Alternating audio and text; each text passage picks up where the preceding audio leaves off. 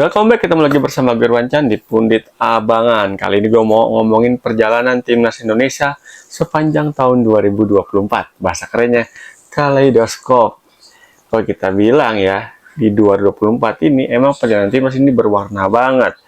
Dimulai di awal tahun, Januari 2024, timnas Indonesia melakukan beberapa uji coba. Di antaranya lawan Libya 2 kali dan lawan Iran 1 kali.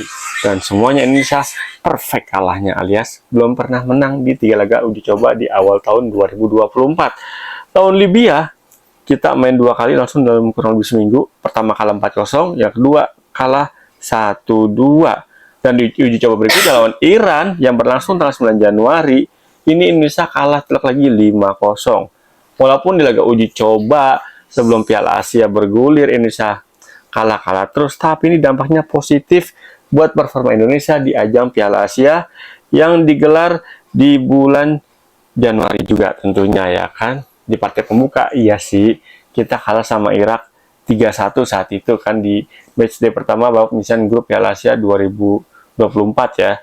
Tapi di pertandingan berikutnya lawan Vietnam kita bisa menang 1-0. Di partai berikutnya kita ketemu Jepang nih. Lawan Jepang kita bisa bikin 1 gol lewat gol Sandy Walsh dan Jepang menang 3-1. Dan Australia di babak penyisihan grup ini nih, di 3 pertandingan kita akhirnya lolos ke babak 16 besar Piala Asia 2024. Dan kalau kita lihat perjuangan timnas Indonesia, gue sih punya keyakinan kalau timnas Indonesia di sepanjang tahun 2024 hasil diraih sama skuad timnas Indonesia ini merupakan kerja keras, bukan hoki menurut gue. Ini murni kerja keras dari skuad tim Sintayong, ditambah lagi strategi Sintayong, terus mulai padunya skuad timnas Indonesia, biarpun belum padu 100%, tapi udah mulai padu nih. Makin kesini, makin tiap pertandingan, makin oke performanya, biarpun belum oke-oke banget, tapi kita patut apresiasi perjuangan timnas Indonesia, apalagi di Piala Asia ya kan. Kita lolos ke babak 16 besar. Ada yang bilang, ya itu karena hoki aja tuh, karena Kyrgyzstan nolong Indonesia nih, karena di pertandingan terakhir Kyrgyzstan itu nggak kalah ya, tapi namanya bola nggak mungkin ngandelin hoki doang, pasti ada kerja keras yang utama guys. Gak perlu punya hoki yang gede, tapi kalau kerja kerasnya minim dalam sepak bola sangat kecil, kemungkinannya lu bakal bisa melangkah jauh. Dan di Piala Asia Indonesia bisa lolos ke babak 16 besar, dan ini menurut gua prestasi bagi skuad timnas Indonesia dan pelatih Sintayong beserta jajarannya. Dan di 16 besar, sayangnya Indonesia harus takluk sama Australia dengan skor 4-0. Ya tapi nggak apa-apa, yang penting udah berjuang, udah nunjukin performa semaksimal mungkin. Event kita kalah di 16 besar, nanti kita coba lagi di Piala Asia berikutnya nih, nanti 2027. Dari ajang Piala Asia di tahun 2024, di bulan Maret kita berjuang lagi di babak kualifikasi Piala Dunia round kedua. Lanjutannya nih, sebelumnya di tahun 2023 udah melakukan beberapa pertandingan. Di 2024 di bulan Maret, tepatnya tanggal 21 Maret kita menang 1-0 lawan Vietnam. Gol cetak sama Egy Maulana Fikri, dan ini menjadi tonggak starting point bagi Indonesia untuk membuka jalan lolos ke fase round ketiga babak kualifikasi Piala Dunia. Karena selepas kita menang lawan Vietnam, kita ketemu Vietnam lagi nih, dan kita menang 3-0 di sana. Izes, Ragnar yang baru bergabung sama timnas Indonesia akhirnya bisa bikin gol buat timnas Indonesia, gol perdananya tentunya, dan ini semakin membuka lebar jalan Indonesia untuk menatap ronde ketiga babak kualifikasi Piala Dunia. Setelah lawan Vietnam kita menang di 2 match berturut-turut. Di bulan Juni kita uji coba lawan Tanzania seri 0-0. Setelah itu kita bertanding lagi di babak kualifikasi Piala Dunia, kita ketemu Irak dan kita kalah 2-0. Tapi ini menurut gue ada peningkatan di match sebelumnya, karena lihat di match sebelumnya kita kebobolan lebih dari 3 gol tuh, salah satu di match di pertama. Setelah lawan Irak kita kalah 2-0 lawan Filipina. Ini partai penentuan bagi Indonesia untuk lolos ke fase berikutnya. Ini pertandingan terakhir di fase kedua babak penyisihan grup ya, di babak kualifikasi Piala Dunia lawan Filipina. Kita menang 2-0 guys. Dan Tom Hai bikin gol perdananya di pertandingan ini. Bikin gol perdana di pertandingan penting. Ditambah lagi Rizky Ridho juga bikin gol penutup di pertandingan Filipina lawan Indonesia yang digelar di GBK, dan Indonesia pasca menang lawan Filipina memastikan diri lolos ke ronde ketiga babak kualifikasi Piala Dunia. Dan ini menjadi tonggak sejarah menurut gue ya bagi Indonesia untuk menatap Piala Dunia 2026. Karena apa? Karena Indonesia lolos ke ronde ketiga.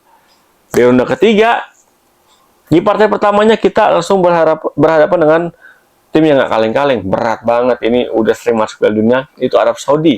Dan mantulnya lagi lawan Arab Saudi di partai perdana ronde ketiga babak kualifikasi Piala Dunia, kita nimbang Arab Saudi 1-1. Gol Indonesia dicetak sama Sandy Walsh. Tapi sayang banget, kita nggak bisa mempertahankan keunggulan Indonesia sepanjang babak kedua. Tapi nggak apa-apa, 1 poin udah sangat-sangat berharga banget bagi Indonesia. Dan di pertandingan Arab Saudi kita kelihatan banget tuh, Sintayong bisa main nggak melulu ngandelin serangan balik, tapi bisa main agak sedikit ofensif tuh di pertandingan tersebut kalau nggak salah kan. Dan pas lawan Arab Saudi kita ketemu lawan dari lawan Australia ya di GBK, dan Australia ini menurut gua salah satu cerminan pertahanan Indonesia yang kuat banget menurut gue ya di babak kualifikasi Piala Dunia. Karena apa? Kita digempur habis-habisan sama Australia sepanjang pertandingan, tapi lini pertahanan Indonesia tampil kokoh. Martin Paes juga tampil sangat-sangat luar biasa di pertandingan tersebut lawan Australia. Sebelumnya lawan Arab Saudi, Martin Paes bikin penyelamatan krusial, yaitu mengagalkan penalti Arab Saudi. Lawan Australia lagi-lagi Martin Paes melakukan beberapa save krusial yang bikin gawang Indonesia near kebobolan alias 0 kebobolan. Dan di pertandingan ini kita dapat 2 poin, belum terkalahkan di 2 pertandingan awal ronde ketiga babak kualifikasi Piala Dunia. Habisan Australia, kita ketemu sama Bahrain. Nah, ini bulan Oktober ya, tanggal 10 Oktober. Ini menjadi pertandingan yang pasti tertanam di benak kita masing-masing nih, pecinta sepak bola tanah air. Karena apa? Ya karena pertambahan waktunya ini menurut gua ya di luar tambahan waktu yang udah ditentuin sama wasit. Menurut harus itu di menit 96 ya, 97 harusnya udah dibunyiin peluit panjang tuh. Indonesia sempat ketinggalan duluan 1-0 dan Bahrain, dan bisa comeback 2-1 lewat gol cetak sama Ragnar Oratmangun dan gol cantik dari Rafael Strike lewat tendangan placingnya dari luar kotak penalti. Saya menit 90, gue yakin banget nih, termasuk gue sih, kita sangat udah optimis banget nih dapat 3 poin dari kandang Bahrain nih, karena sampai menit 95, 96, 97 kita masih bisa unggul 2-1 lawan Bahrain. Tapi sayang banget nih, tambahan waktunya 6 menit, tapi sampai menit 97, 98 peluit panjang belum dibunyiin, apesnya di menit 99 kita kebobolan dan main tuh 3 poin, dan kita akhirnya dapat 1 poin. Tapi nggak apa-apa, ini patut disyukuri dan menjadi pelajaran penting untuk lini pertahanan Indonesia agar tetap fokus sepanjang pertandingan. Mau wasitnya kayak gimana pun bentuknya, kebijakannya, entah dia curang, entah dia enggak, entah dia adil, entah enggak, kita harus fokus main sepanjang babak 1 dan babak 2. Selama wasit belum nipin peluit panjang berbunyi, tetap harus fokus dijaga. Habis lawan Bahrain, ramai tuh perbincangan di media sosial ya kan. Dan habis itu kita ketemu China di bulan yang sama, di bulan Oktober, 15 Oktober. Dan ini Sintayong mendapatkan kritikan tajam. Karena apa ya? Gue pun termasuk yang agak kecewa sih sama Sintayong. Karena apa? Di pertandingan China ini Sintayong menurut gue taktiknya agak sedikit blunder ya. Karena terkait starting lineup yang turunin sama Sintayong. Dan hasilnya kita sempat ketinggalan 2-0 sama China. Telat masukin Tom Hai. Iya sih, gue yakin banget tuh ketika lawan Cina kenapa Tom Hai dicadangin pasti terkait stamina dan fisik dari Tom Hai yang belum kembali sesuai dengan harapan tim pelatihan dari Sintayong ini. Tapi ya di starting lineup harusnya sedang bisa nurunin pemain yang lebih oke lagi tuh seharusnya pas lawan Cina. Tapi pas lawan Cina kita sempat tinggal 2-0 dan endingnya kalah 2-1. Dan ini jadi pelajaran penting banget buat Sintayong. Pas lawan Cina, Sintayong dapat kritikan abis-abisan tuh dari berbagai lini tuh. Tapi habis lawan Cina ini menjadi kritikan yang positif nih buat timnas Indonesia untuk menghadapi match berikutnya. Dan di match berikutnya apesnya kita ketemu Jepang. Dan pas lawan Jepang gua agak sedikit happy-nya adalah karena di 30 menit awal kita bisa memberikan perlawanan yang sangat-sangat maksimum terhadap Jepang nih ya kan. Tapi sayang banget pas lawan Jepang pemain andalan Indonesia nih, bek andalan Indonesia yang baru bergabung bersama skuad Sintayong pas lawan Jepang ini harus mengalami cedera ya kan.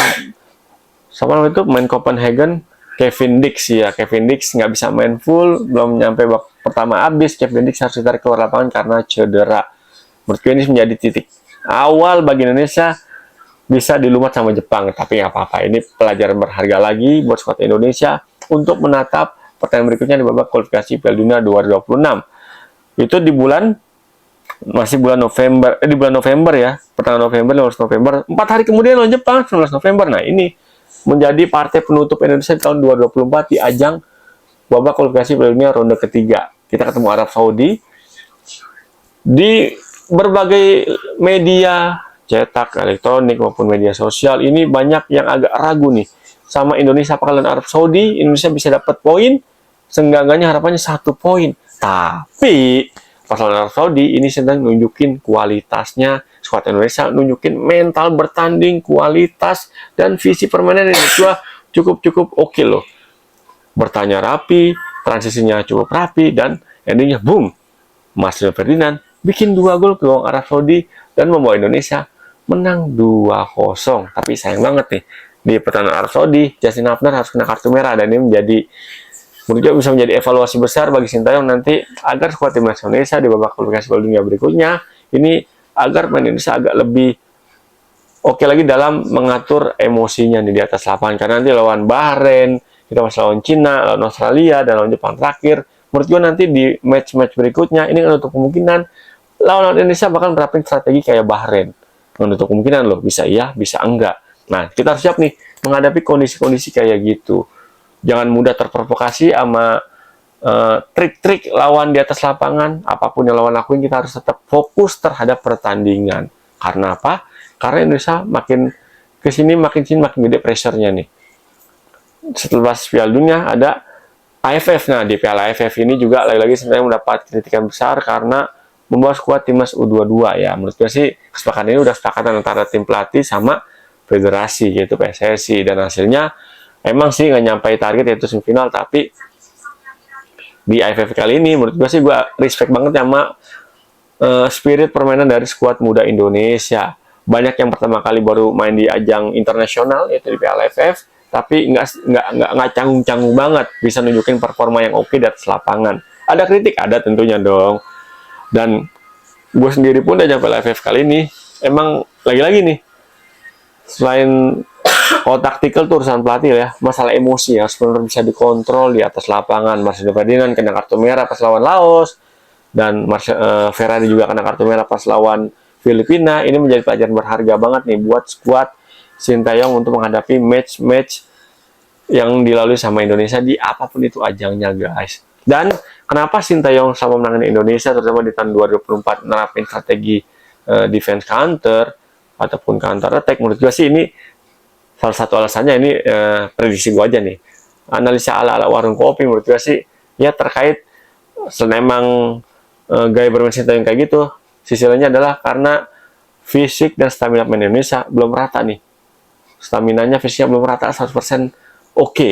Makanya Sintayong lebih milih main dengan defense counter. Karena kalau kita setiap pertandingan main all attack ataupun ofensif ataupun ultra ofensif, ini bakal menguras pertandingan dan merusak keseimbangan permainan dari timnas Indonesia. Dan tapi mudah-mudahan sih nanti di babak kualifikasi berikutnya nih di bulan Maret nanti 2025. Dan itu juga di bulan Maret itu setahu gua itu menjadi pertandingan krusial nih. Karena kita bakal ngadepin match-match berat lawan Australia, lawan Bahrain, lawan China, dan terakhir lawan Jepang nanti di bulan Juni. Ini Indonesia harus benar-benar mengencangkan lagi semangatnya, menaikkan lagi stamina dan fisiknya, dan tambah lagi liga-liga di Eropa, di dunia di bulan Maret ini udah masuk fase akhir nih. Menurut gue ada dua sisi nih. Sisi lain positif, sisi lain negatif. Negatifnya adalah di bulan-bulan Maret itu kan makin tinggi pressing, pressure, dan intensitas pertandingan masing-masing timnas di klubnya masing-masing nih. Ini ketika intensitas makin tinggi, pressure makin tinggi, ini potensi cedera juga makin tinggi. Mudah-mudahan sih Indonesia nanti pas babak kualifikasi Piala Dunia ronde ketiga bulan Maret nggak ada pemain Indonesia yang cedera satupun. Kita doain bareng-bareng karena pemain Australia, Schulte, ini udah cedera dan dikonfirmasi sama klubnya, Schulte ini bakal cedera sampai dengan akhir musim. Ini artinya apa? Artinya nanti pas Indonesia dia nggak bisa main, dan mudah-mudahan pemain Indonesia ini bisa menjaga kondisinya, karena ya siapapun mainnya nanti kalau sama Sintayong ini sangat-sangat penting banget bagi perjuangan Indonesia untuk mengarungi sisa laga di babak kualifikasi Piala Dunia ronde ketiga. Targetnya ingat, targetnya lolos ke ronde keempat. Tapi kalau kita lolos otomatis ke Piala Dunia 2026, ini menurut gue suatu hal yang harus kita syukuri, yang harus kita banggakan tentunya dong. Menurut kalian gimana nih? Kalau punya komentar lain tentang performa Indonesia di tahun 2024, silahkan tulis di kolom komentar ya. Thank you banget yang udah support konten gue tentang sepak bola, entah itu timnas, klub-klub sepanjang tahun 2024. Kita ketemu lagi di konten gue di tahun 2025. Tetap salam pundit abangan, salam olah bola.